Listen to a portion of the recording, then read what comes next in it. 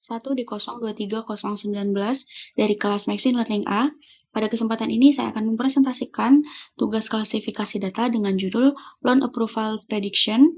Untuk dataset yang saya gunakan bernama Loan Prediction Problem Dataset yang tersedia secara publik melalui Kaggle dan dapat diakses melalui link berikut ini.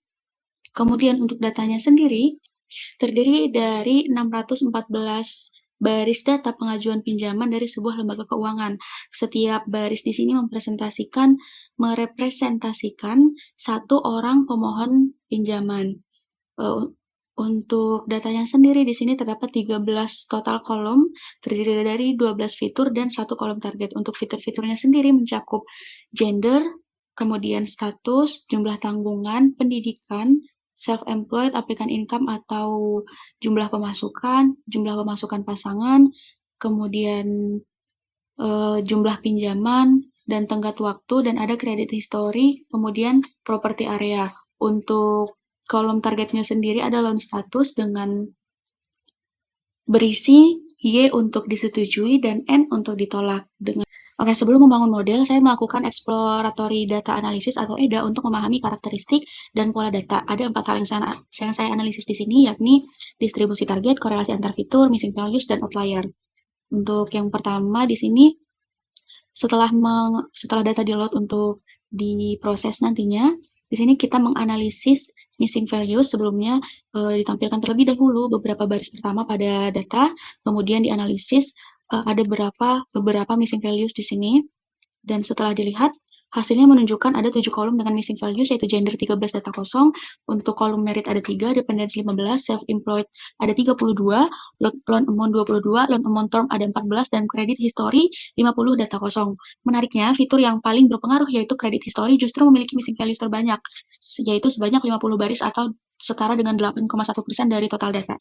Ini menjadi tantangan bagi saya di tahap processing nantinya. Selanjutnya untuk distribusi target, saya melihat untuk fokus pada kolom loan status pada bagian berikut ini dengan hasil untuk distribusi persetujuan pinjaman sebagai berikut, yang mana hasilnya menunjukkan bahwa 614 data sebanyak 422 atau 68,7% berstatus disetujui untuk kelas Y, dan 192 atau 31,3% ditolak untuk kelas N.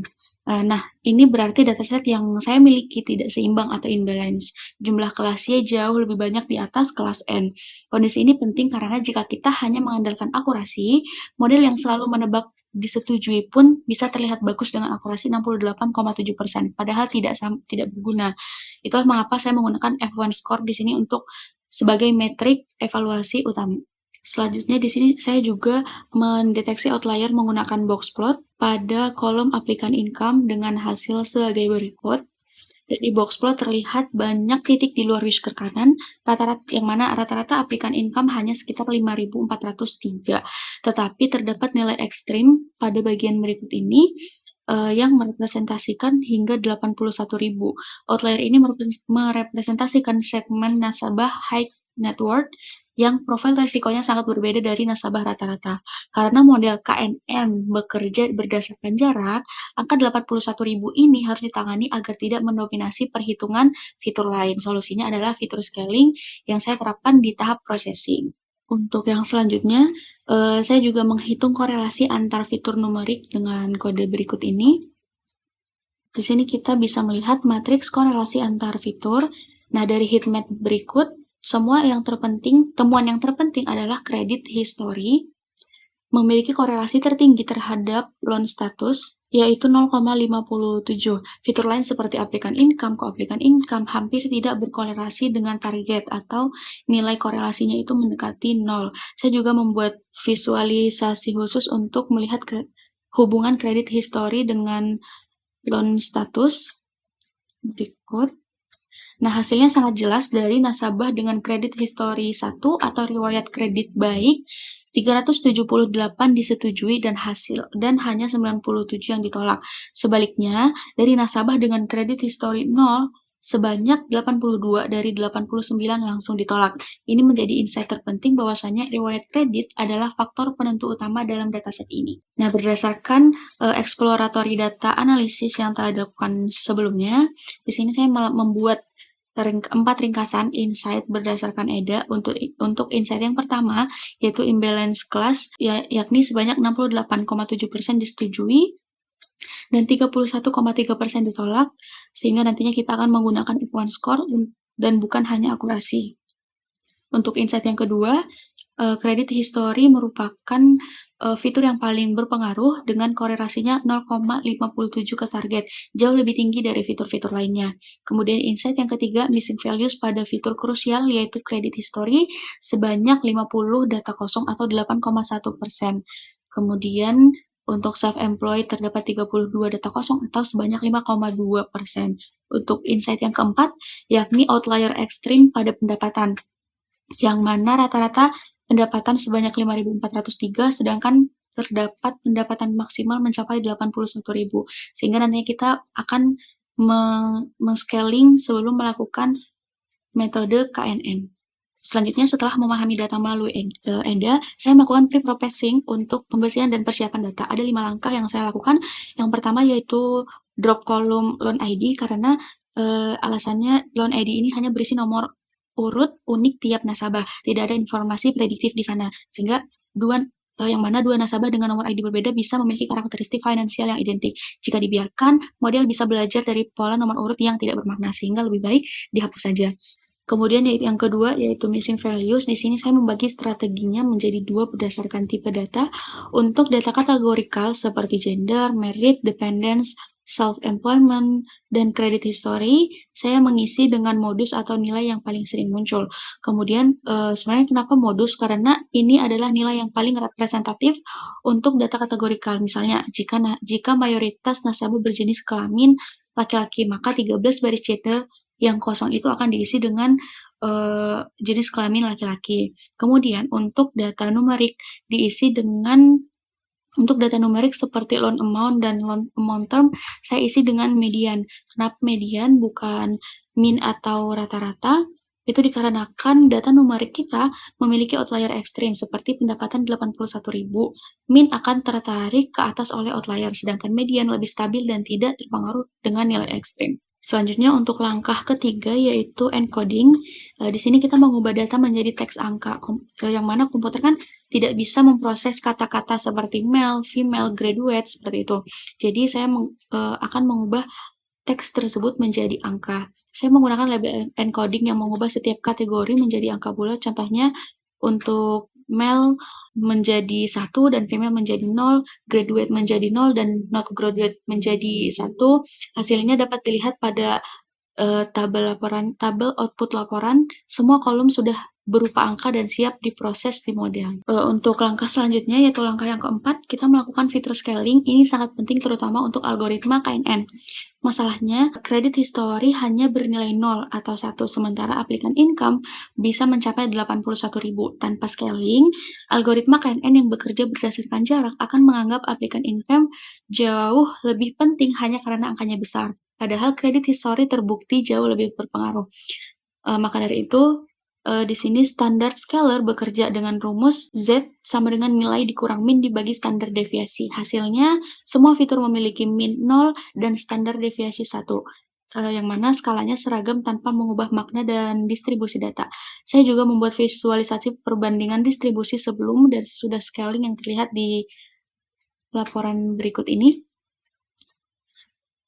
Yang mana bagian berikut merupakan sebelum scaling dengan skala ribuan dan berikut sesudah scaling dengan skala standar. Distribusi yang awalnya right scale menjadi lebih terpusat. Kemudian langkah selanjutnya yaitu untuk langkah terakhir pada bagian pre-processing. Di sini adalah membagi data menjadi data latih dan data uji. Untuk rasio yang saya gunakan yaitu 80 banding 20, dengan 80% untuk training dan 20% untuk testing.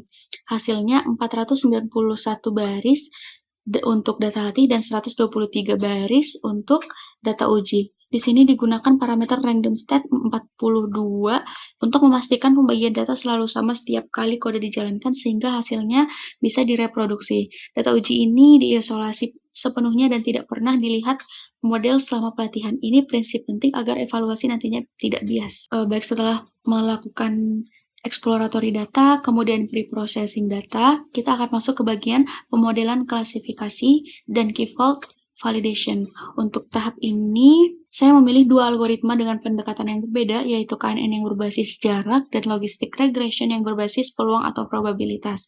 Saya juga menerapkan key vault cross validation dengan K sama dengan 5 untuk memastikan model tidak hanya akurat pada satu pembagian data, tetapi stabil di seluruh bagian dataset. Di sini kita bisa melihat hasilnya berdasarkan kode berikut ini dengan menggunakan key vault validation sama dengan K sama dengan 5.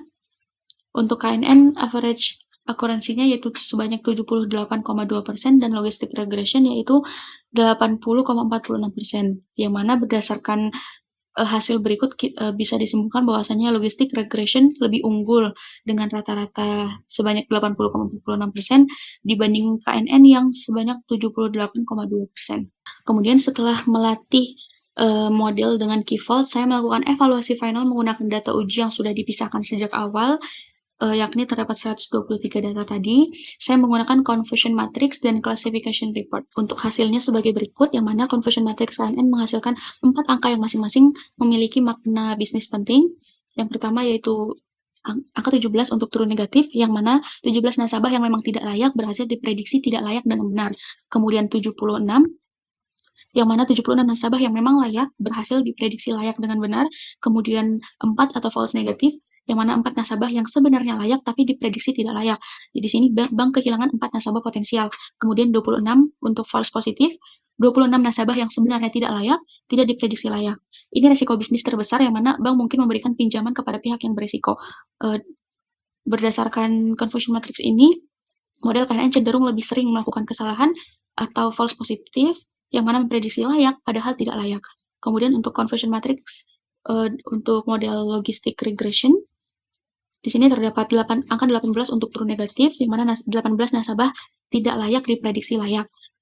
Kemudian 79 di sini untuk true positif, 79 nasabah layak diprediksi dengan benar, kemudian 1 untuk false negatif, hanya 1 nasabah layak yang salah ditolak. Kemudian 25 untuk false positif, 25 nasabah tidak layak diprediksi layak. Sedikit lebih baik daripada model KNN. Jadi logistic regression jauh lebih baik dalam menghindari false negatif, hanya 1 nasabah layak yang salah ditolak dibandingkan 4 pada KNN. Kemudian dari laporan klasifikasi, berikut perbandingan metrik lengkapnya untuk beberapa angka penting yang kemudian akan saya jelaskan. Untuk recall kelas 1 disetujui, itu sebanyak 0,99 dari semua nasabah yang sebenarnya layak, 99% berhasil terdeteksi. Jadi ini dikatakan hampir sempurna. Untuk recall kelas 0 untuk recall kelas 0 atau ditolak, itu sebanyak 0,42. Jadi dari nasabah yang sebenarnya tidak layak, hanya 42% yang berhasil dideteksi. Ini merupakan kelemahan kedua model. Kemudian untuk F1 makro, yaitu 0,72. Jadi rata-rata harmonic precision dan recall untuk kedua kelas logistic regression lebih tinggi. Untuk KNN 0,68. Kemudian untuk key vault, CV akurasi untuk regression yaitu 80,46%, jadi yang merupakan hasil rata-rata 5 volt lebih stabil dan tidak bergantung satu speed saja. Nah, berdasarkan seluruh metrik evaluasi, logistic regression adalah model yang lebih baik daripada KNN. Logistic regression unggul di hampir semua metrik dengan akurasi 79% dibandingkan dengan 76%, recall kelas 1 sebesar 0,99 dibandingkan dengan 0,95, untuk F1 makro sebesar 0,72 dibandingkan dengan 0,68, dan CV akurasi sebesar 80,46% dibandingkan dengan 78,2%. Kedua model sebenarnya memiliki kelemahan yang sama dengan recall kelas 0 masih rendah di bawah 50%. Artinya keduanya masih cukup banyak melakukan false positif. Dalam konteks bisnis ini berarti ada risiko memberikan pinjaman kepada nasabah yang sebenarnya tidak memenuhi syarat. Jadi rekomendasi saya implementasikan logistic regression sebagai sistem screening otomatis, tetapi tambahkan verifikasi manual untuk kasus-kasus yang diprediksi layak namun tidak memiliki kredit history yang jelas untuk meminimalisir resiko kredit macet. Mungkin demikian presentasi tugas klasifikasi data yang saya kerjakan secara singkat dari dataset 614 nasabah setelah melalui EDA, pre-processing lengkap, dan pemodelan dengan KNN secara serta logistic regression menggunakan key vault K sama dengan 5, diproses bahwa logistic regression lebih unggul dengan akurasi 79% dengan F1 score 0,72. Untuk fitur credit history terbukti menjadi faktor paling dominan dalam menentukan kelayakan pinjaman. Terima kasih atas perhatian Bapak dan teman-teman sekalian. Saya akan menutup presentasi berikut ini. Wassalamualaikum warahmatullahi wabarakatuh.